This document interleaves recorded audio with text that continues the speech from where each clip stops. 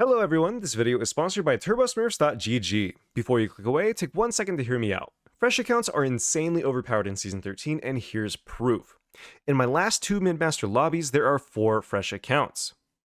Last year, it took me about 30 hours to get to Masters by myself on a hand-leveled unranked account through SmurfQ, but this year, these people have about a quarter of that total playtime and didn't need to hand-level their accounts or go through SmurfQ. If your MMR is bad, you feel stuck, or you just want to try something new, I highly recommend that you just buy an account. Riot doesn't ban fresh accounts that often, and they're literally an LP hack. Make sure to use code Unsung15 at checkout for 15% off on your brand new account. Now go print some LP. Enjoy the video. 30 seconds to minion spawn. I slay.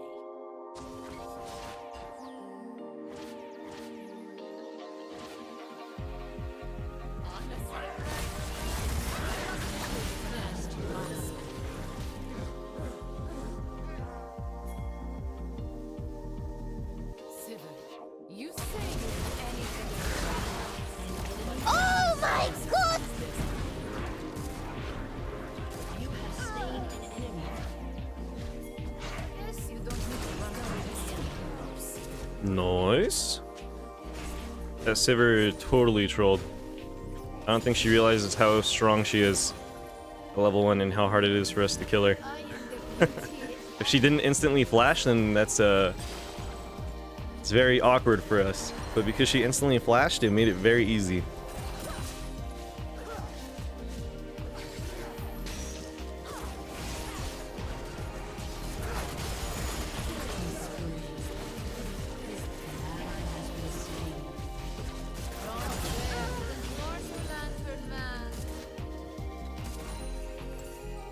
Okay, so normally what I would do here is I would buy pickaxe because I have awkward amount of gold and I already have my serrated dirk done.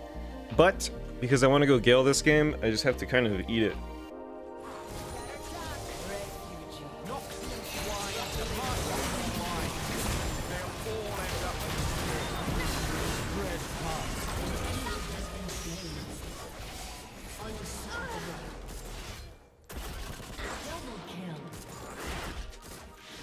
It was definitely one of the ganks of all time.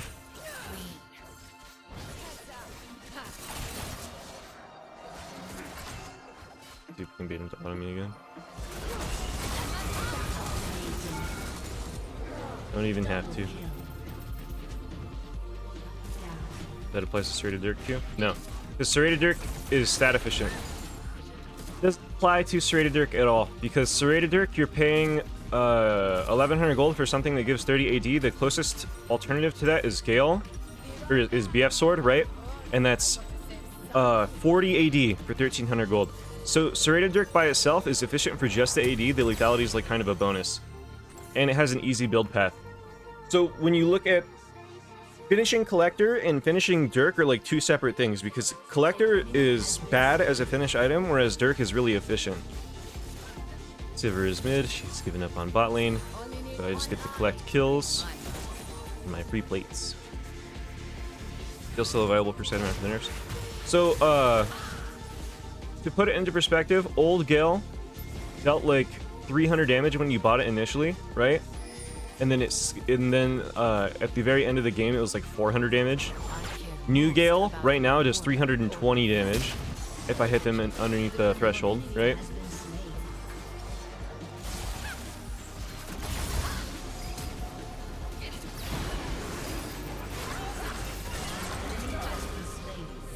So, New Gale, they're nerfing by 100 damage.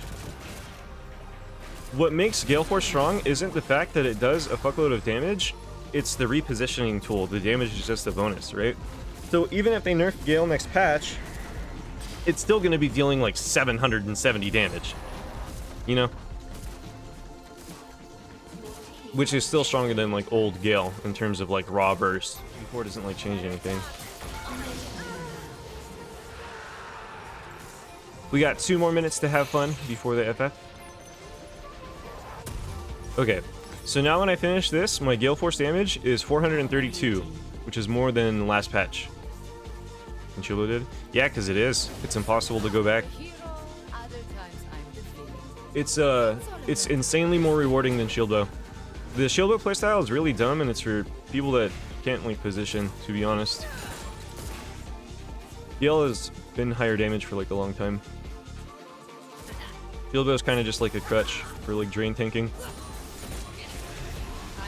Even when there's like, even when an enemy team is like kind of a good shield bow comp, there's kind of not really a reason to go it because you lose so much like positioning and damage in fight. Okay, so this is like the best build for Gale when you're ahead, right? My Gale is dealing 584. After the patch, it'll be dealing like 460. What about BT start? BT is a scaling item, so it's stronger the later that you buy it. So right now, if I were to buy BT, it'd be giving me 10 AD. But if I buy it after like level 11, level 13, it's rear-loaded.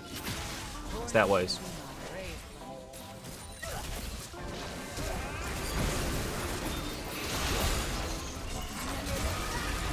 Skiller.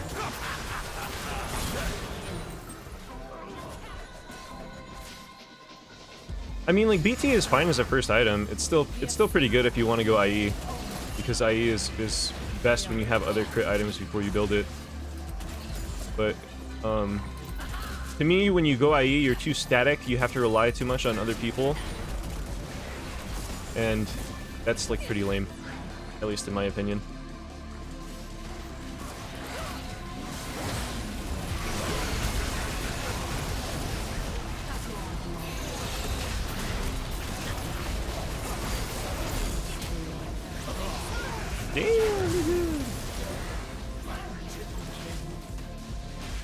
When you go Shiv Stormrazer over Gale first, when you're against a tankier team, or if you like the shield playstyle, is usually the way that it works. So for me, right, enemy team has 4 really squishy champions and 1 bruiser that is actually really squishy if he's not healing, right? So why would I go like Shiv this game? Like, sure, Shiv is higher damage, but it makes me rely on the Nautilus more. So I'd rather just like take the game into my own hands and play Gale, you know what I mean? So if you're somebody that doesn't like that isn't like confident, then I would say that the Shiv and Razor stuff is a lot stronger. But in my case, I don't like it when other people have control over the game, because they usually don't know what they're doing, because the season is really inflated and there's a lot of first-time Masters players. So if I was playing in an elo that was like a little bit more competent and I had a support that's like good at the game, then I would probably play Shiv more. Or if I didn't, like, well, I guess it kind of depends. But in terms of raw damage, the old Shiv is like the closest thing to what we had before the nerfs.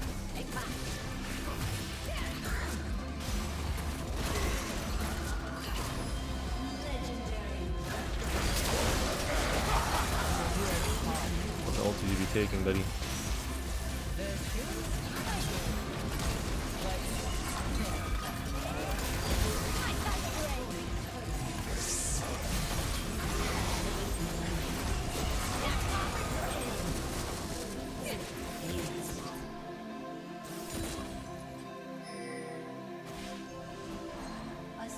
Interesting game. That was definitely one of the games of all time. Enemy team, yeah, they really played that one.